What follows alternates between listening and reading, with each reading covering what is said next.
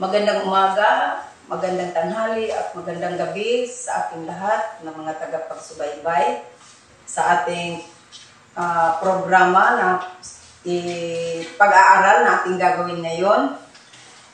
Ipagpatuloy natin ang ating tinalakay o pinag-aralan noong part 1 natin sa mga hula na naganap at sa mga hula na hindi pa naganap, na hihintayin pa natin ang pag-fulfilled or the fulfillment sa mga hula na nakasulat dyan sa banal na kasulatan. At inanyayahan namin ang lahat na sana bigyan tayo ng gabay ng banal na espiritu na pahayag itong mga hula na nasa sa banal na kasulatan para maging handa tayo kung ano ang ating gagawin sa malapit na pagbalik o pagbabalik sa ating mahal na Panginoong Hesus.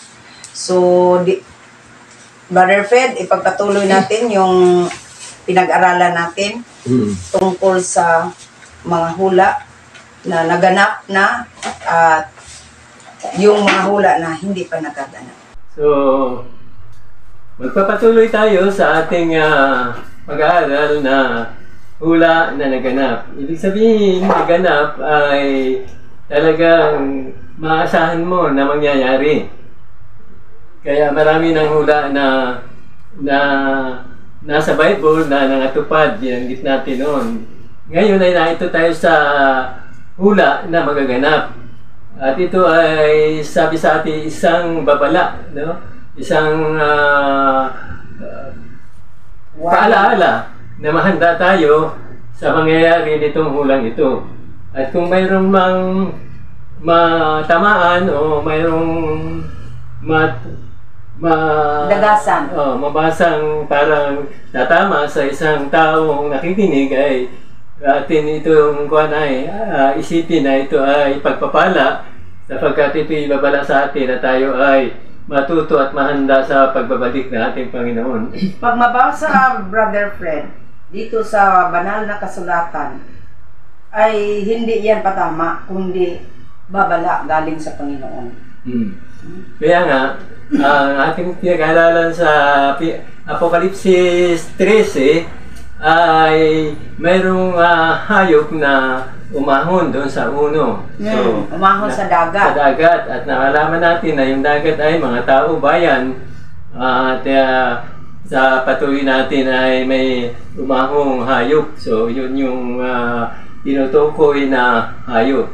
So, kaya ating napag-alaman kung sa mga na tutunan natin ay ito ay tumutukoy sa isang bansa. No? Isang bansa na ang kanyang dala ay dalawang kapangyarihan. No? Wala tayong kung saan man ito tutukoy na bansa, at isa lang yun, walang iba na natatamaan o magiging kahulugan noong dalawang kapangyarihan na sinasabi sa atin na ito ay isang hari, tapos nangungulo din sa isang relihiyon. No. Kaya ating malalaman ang kaganapan ito sa ating pagpapatuloy. So mayroong mga palatandaan na ipagkakakilanlan para tayo ay huwag maligaw dito sa Kapitulo 13 ng Apokalipsis. At yan ay hanggang uno na yung isa na ating dapat tandaan, inibigay ng dragon o ni Satanas ang kapangyarihan doon sa hayop.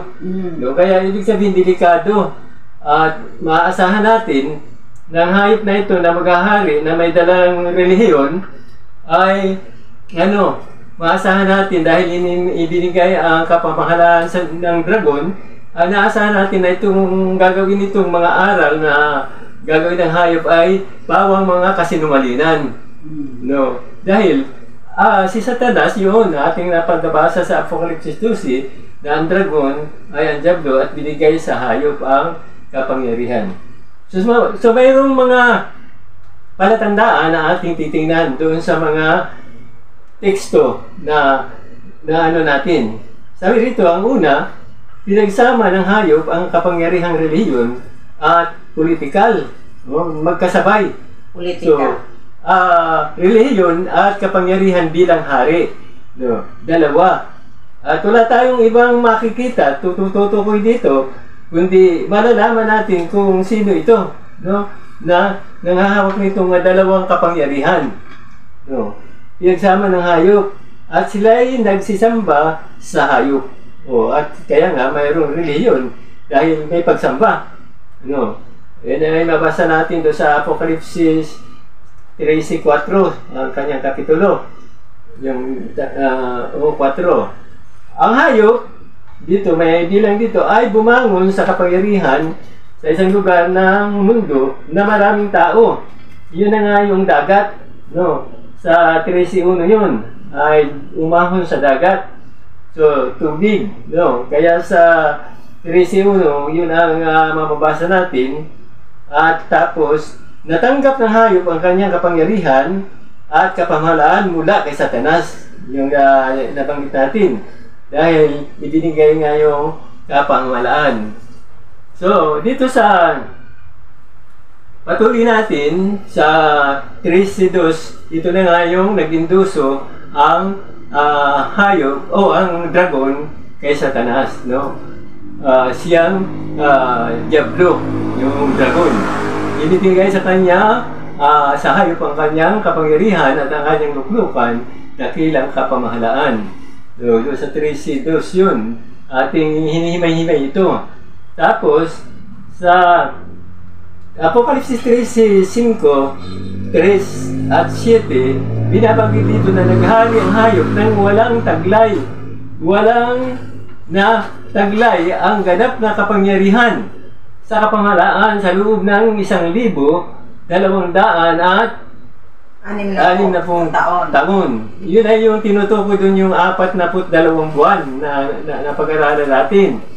No. Ito ay nag-usig. Ang ibig sabihin, inusig niya ang bayan ng Diyos nitong hayop na ito na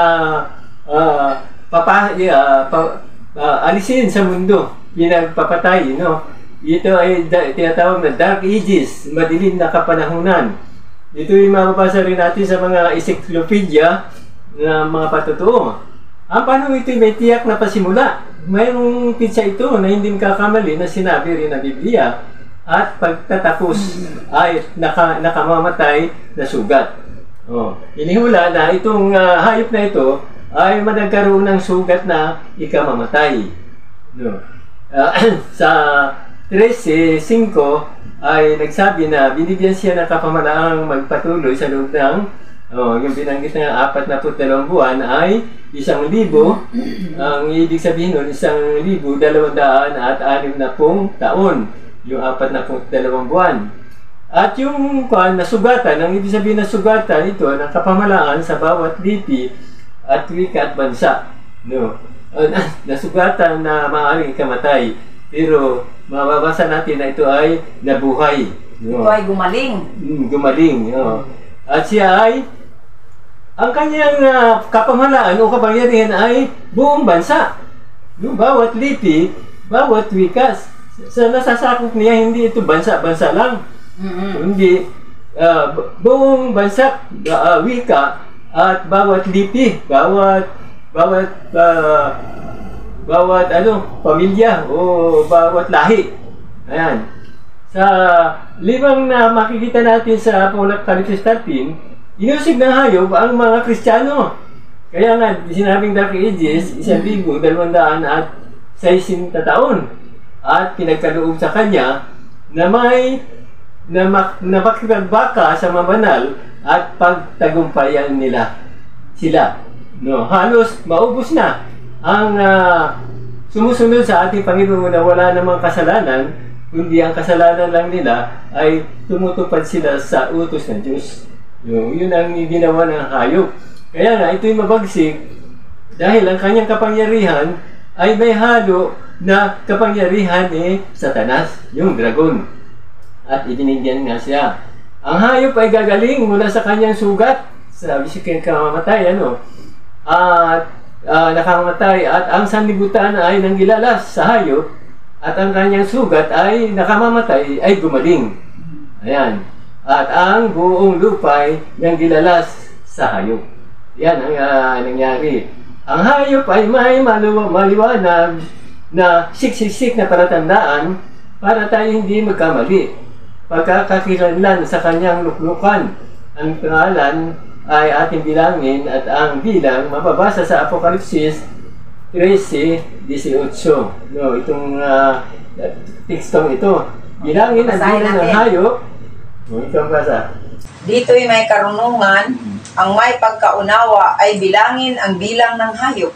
Ayan. Sapagkat siyang bilang ng isang tao at ang kanyang bilang ay 666. Ayan. Maano natin yan, malilinaw natin yung bilang na yan para tayo ay huwag magkamali na yan na nga yung hayop, yung hari na yan.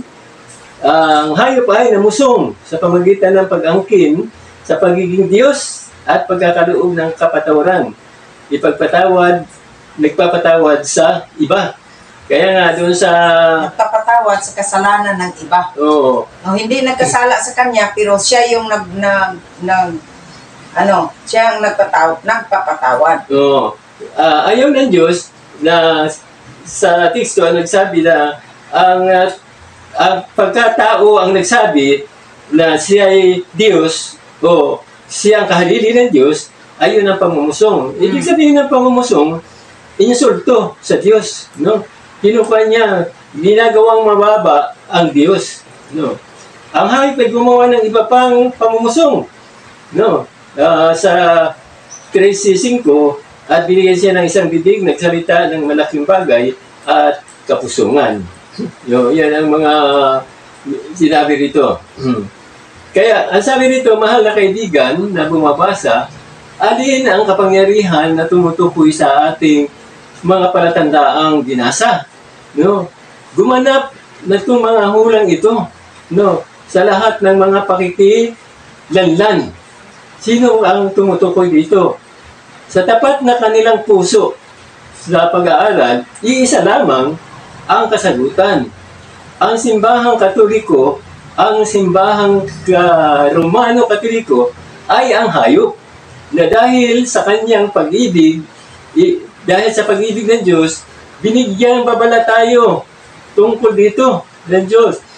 Hindi layunin ng lathalang ito na pag-aaral na ito na batikusin o siraan ang mga Katoliko, Romano-Katoliko, kundi ihayag ang katotohanan tungkol sa sistemang Katoliko. Walang sinuman ang kinakailangang masaktan, bagkus ay maghimo sa hanapin ang mga katotohanan at manalangin.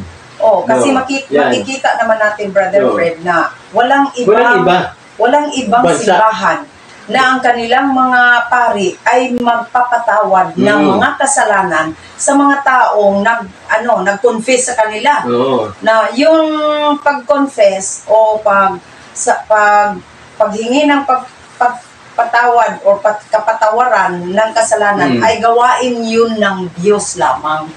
Yan. Diba? Sabi ng banal na kasulatan. Insulto yun sa Diyos na magsabing sila'y nakakapagpatawad ng kasalanan. Bakit sila ay nagpapatawad ng kasalanan na yun ay gawain ng Diyos? No? Dagdagan pa natin ito sa ating patuloy.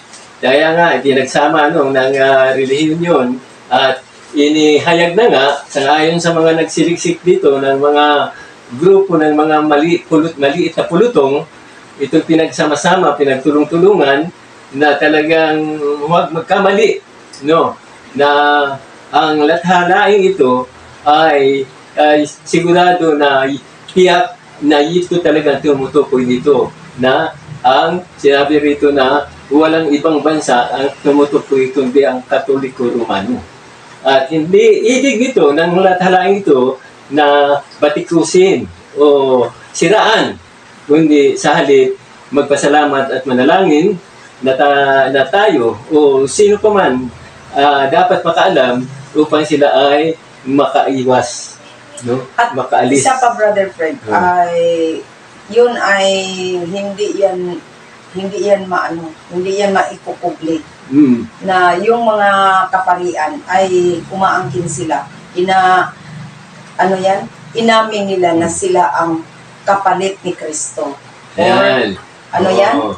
Pamumusong din yun. Yan ay pamumusong. Isang bahagi ng pagpamumusong. Pamusong. Oo. Mayroon pa, mga patuto, mayroon ka pa sabihin?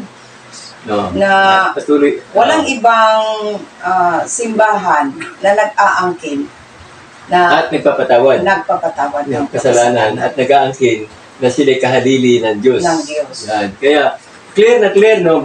Liwanag na liwanag. At meron pa tayong mga babasahin tungkol dyan na mababasa sa kanilang mga aklat, sa kanilang mga pahayagan. Madadaanan natin na galing din sa kanilang aklat. Dahil sa kanilang aklat, maraming patutuo. at sa kanilang mga pahayagan, at sa kanilang mga prinsipyo, kanang policies, yung tinatawag nila na PayPal ball. Mababasa din natin yan. At isa pa si Bibi ay 17:3 na mayroon pa rin patibay. Dito sa Apocalypse 17:3, sabi rito ay mayroong hayop na nakasakay, mayroong babae na nakasakay sa isang hayop na pula. Ayan, sabi rito, nakita ni San Juan ang ugnayang ito sa pamamagitan ng isang pangitain, no? Yung sulat sa Apokalipsis, pangitain na tungukol sa apat na huling kaharian sa daigdig. Nilarawan ito bilang isang babae na nakasakay sa isang hayop na pula. So, at makita yung Brother Fred, sa hulang na naganap or natupad na, yung malaking larawan ni Nabucodonosor sa panaginip ni Nabucodonosor, yung pang-apat na hayop or yung pang-apat na kaharian ay tumutukoy ng Roma. Yung paa na puthaw, bakal. Iron o bakal, at may luto na to, may kalahok na putik. Kaya nga hindi sila hindi sila magka-mix or hindi sila magkadugto. Ibig sabihin, ngayon, kahit sa ating panahon, ang lahi ng tao ay hindi magkakaisa. Kaya may gira. Kaya may gira. So yun na, ang naganap na hula sa panaginip ni Nabucodonosor, yung malaking larawan, nandito na tayo sa pang-apat. Sa huling kaharian na ito na, talaga yun ang buong sanlibutan ay para bang siya yung nagmamaniho. Siya ang mga siwa. Siya yung ang nagmamaniho at nagngasiwa sa buong sanlibutan. Ang Roma. Sabi doon sa kahulugan. Sa kahulugan sa panaginip ni Haring Nabucodonosor. Sabi rito, nakita ni Juan sa Apocalypse 17:3 na mayroong, sabi rito, ang isang babae ay nakasakay sa isang hayop na pula. Okay, babasahin ko ito. Sa Apocalypse 17, verse 3. At ako'y kanyang dinalang nasa espiritu sa isang ilang. At nakita ko ang isang babae na nakasakay sa isang hayop na pula, na puno ng mga pangalang pamumusong, na may 7 ulo at 10 sungay. Sa Biblia, ang babae ay simbolo ng Iglesia. So, mabasa natin yan. Basta dito, hanapin mo. Jeremias 3:20. Dalawang teksto na nagpapatunay na ang Iglesia ay tinatawag sa Biblia na babae. Di ba si Kristo ay ang asawang lalaki? Kasintahang lalaki. At ang Iglesia ay ang kasintahang babae. Kaya pag magsabi ng babae, yun ay tumutukoy sa Iglesia. Itong hayop na ito ay nakasakay yung babae. Ano yung babae? Okay, sa Jeremias Kapitulo 3, versikulo 20, sabi dito, tunay na kung paanong hiwalay na may pagtataksil ang babae sa kanyang asawa. Gayon kayo nagsigawang may kataksilan sa akin. Ang Israel ay iglesia at siya ay gumagawa lagi ng kasamaan o kataksilan. O sangbabahay, o sangbahayan ni Israel, sabi ng Panginoon. Yan. Dagdag pa natin ng 2 Corinto 11:2 para lalong matibay, no? Yung babae, ang iglesia ay babae. 2 Corinto 11:2. Okay, 11:2. Sabi dito, sapagkat ako'y naninibugho tungkol sa inyo ng panibughong ukol sa Diyos. Sapagkat kayo'y aking pinapag-asawa sa isa, upang kayo'y maiharap ko kay Kristo na tulad sa dalagang malinis. Itinulad sa babae, no? Parehong dagdag dun sa Jeremias 3:20 na patotoo na ang iglesia ay babae. Ayan. So yung babae na nakasakay sa hayop na mapula, yun ay isang iglesia. Tapos, yung hayop ay sa nagpresenta yung hayop, di ba, hari. Tapos yung babae, iglesia, ibig sabihin yung haring ito ay pinagkukuha ng relihiyon. Pinangunguluhan din ang relihiyon. Kaya nga nabanggit natin, dalawa yung kanyang kapangyarihan. Kapangyarihan dinadala. Mayroong babae at mayroong hari. Mayroong relihiyon at mayroong hari. Yung hayop ay hari. Sabi rito sa atin, bilang karagdagan, ito ay naunawaan ng lahat na sa hula na ang hayop ay isang bansa kahit sa sanlibutan ito. Kahit na sa sanlibutan ito, ang mga bansa ay mayroong kategori ng hayop. Halimbawa, ang bansa ay simboluhan bilang hayop. Halimbawa, ang USA, ang kanilang logo ay agila. Tinatawag sila yung agila. Agila. Ang Ruso, sa Russia, yun ay deer, oso. Oso. Yun, ang tawag. Kaya mayroon silang mga logo na hayop. Ngayon din sa mga simbolikal. O simbolo na hayop. Ang China, dragon. Yan. Kahit sa bahay nila, nagkukuha sila ng mga, kahit sa mga damit, di ba? Ang kanilang pinakang ay dragon sa China.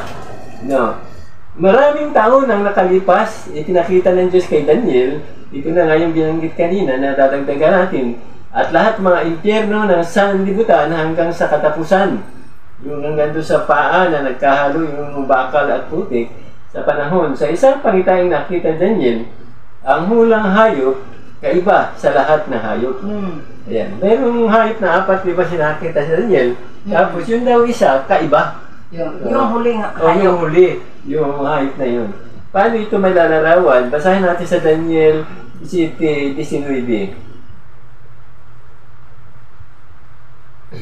Daniel 7:19. Sabi dito, nang magkagayoy, ninasa kong maalaman ang katotohanan tungkol sa ika-4 na hayop na kaiba sa lahat ng yaon, na totoong kakilakilabon, na ang mga ngipin ay bakal, at ang mga kuko ay tanso, na nanakmal, lumalamuray at niyuyurakan ng kanyang mga paa ang lalabi. Ibig sabihin ay matapang. Ibig sabihin ay marami siyang nagagawa na sa sanlibutan na yung pag-induso ni Satanas ay bawang mga makasasama sa mga tao, pandaraya. Ayan. Gaya na nakita sa itaas, ang hayop na ito ay bansa. May babae sa iglesia namumuno dito. Ngayon, yung hayop na yun ay namumuno siya ng isang iglesia. Yun, namumuno. Ngayon, mayroon bang iglesia sa estado na gumagawang magkakasama bilang isang pinipilalang kapangyarihan ng pangsanlibutan? Ang tanging nakakamit nito sa sanlibutan ay ang simbahang Romano Katoliko pa rin. Oh. So, ang dami Kasi pala yung tandaan meaning nila. ng Katoliko is universal. Oh, universal. Dahil marami na tayong nabasa na tumutukoy talaga na hindi magkakamali. Na iisa lang yung dalawang kapangyarihan na ginagamit ng isang bansa, nakikilala na kung sino yun. Yeah. Tapos, ito pa, yung binasa natin na babae nakasakay sa hayop, ayun, pinangungunahan ng iglesia, yung hari. No, ganun. Patuloy pa tayo. Ang Papa ng Romano Katoliko ay isang kataas-taasang pinunong pangreliyon. Oh, totoo hindi? Totoo. Totoo.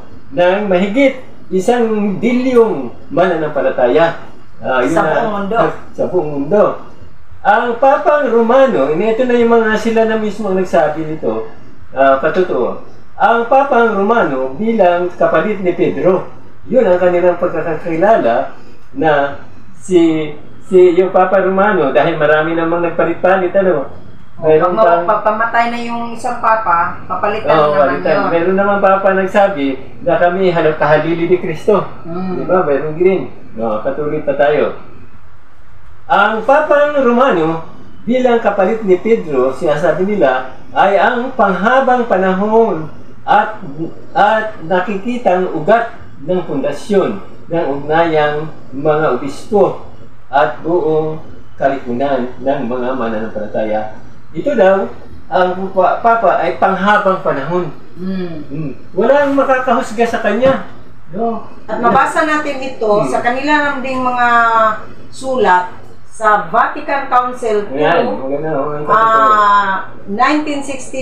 hanggang 1965. Makikita din natin ito sa mga encyclopedia, di ba? Yung mga patutuo, kung sila yung sumulat ng ibang mga patutuo dito. Ang bawat pari, sabi dito sa patutuo sa ibaba, sabi ni Pope Innocent III noong taon 1198 hanggang 1216, taon 1216, sabi dito, ang bawat pari ay kailangang sumunod sa Papa. Kahit pa kasamaan ang kanyang ipag-utos. Sapagkat walang sino man ang maaaring humusga sa Papa. Walang yung humusga, hindi siya masasabihan. Kahit masama yung kanilang ginagawa, sabi rito, sa ugnayan ng pari at Papa ay kahit masama ang ay kailangan masunod. Kahit kasamaan ng kanyang ipag-utos. Kahit kasamaan ng kanyang ginagawa. Kasabay dito, ang Papa ay hari sa mapagsariling bansang lungsod ng Vatican. Ayan. Ng pansarili. Yung pang hindi siya nasasaklaw ng ibang bansa. Kanya lang talaga yun. Walang sa kanya, walang makapagsabi o walang makakoreksyon sa kanya. Wala. Ganyan, Yan. Kataas-taasang maliit na bansa kahit na ito'y napapaloob sa Italia.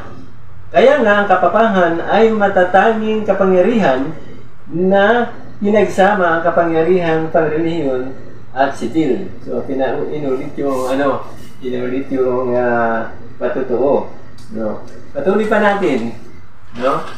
At ito'y suportado ng Biblia ng Salita ng Diyos. Ito'y sakdal sa paglalarawan sa simbahang Romano Katoliko. Kung tingnan ng Katoliko ay sakdal, badal. Di ba? Yung mga nila, yung mga pagsamba nila. Nang ito ay bumangon sa gitna ng iba-ibang mga kapangyarihan sa mga bansa sa Europa. Ang kasaysayan ng simbahang Romano Katoliko ay puno ng panlilinlang. So, ito inibubunyag ng Panginoon sa pamamagitan ng banal na kasulatan upang tayo dito ay makaiwas. Sabi na nga ni Kristo sa Mateo 24 sa kanyang versikulo 4. Dahil sa pag-ibig ng Diyos. Sabi ni Panginoong Hesus dito na walang sa atin, walang mag-deceive, walang sa Tagalog yan, sabi ng at sumagot si Jesus at sinabi sa kanila, ingat kayo na huwag kayong mailigaw nino. Yan. So mayroong manliligaw,